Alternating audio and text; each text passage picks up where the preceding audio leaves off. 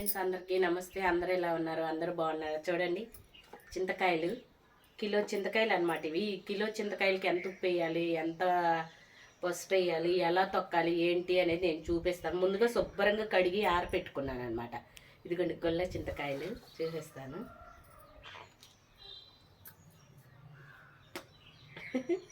అలాగే కొంచెం బాగా పచ్చివి ఉండాలి, అలాగే కొంచెం మీడియం సైజు పండినవి ఉండాలి. ఓకేనా?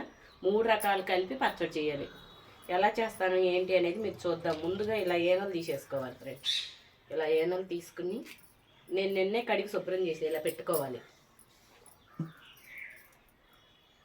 చూడండి, చింతకాయలు అనేది ఇలా ఉప్పు పసుపు వేసి దంచుకోవాలి. కచ్చా బిచ్చాగా దంచుకోవాలి. ఇలా విత్తనాలు 3 రోజులు ఉండాక తీసేయాలి. అప్పుడు ఊరిన తర్వాత వచ్చింది అనమాట, ఉప్పులో ఊరి. ఓకేనా? కచ్చా పిచ్చాగా దంచుకోండి. 3వ రోజు మళ్ళీ దంచుకోవాలి.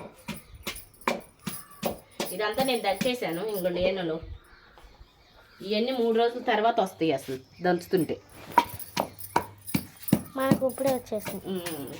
వస్తాయి, ఇట్లాగే వస్తాయి, కానీ 3 రోజులు ఉండాక ఇంకా గుజ్జు అదంతా వచ్చి వస్తాయి.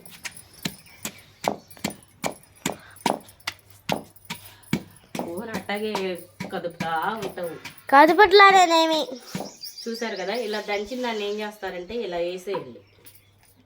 ఇలా ఓకేనా? ఫుల్ వీడియో కావాలంటే మన ఛానల్లో ఉందో చూడండి. Okay friends, bye friends. Like చేయండి, షేర్ చేయండి, సబ్స్క్రైబ్ చేయండి.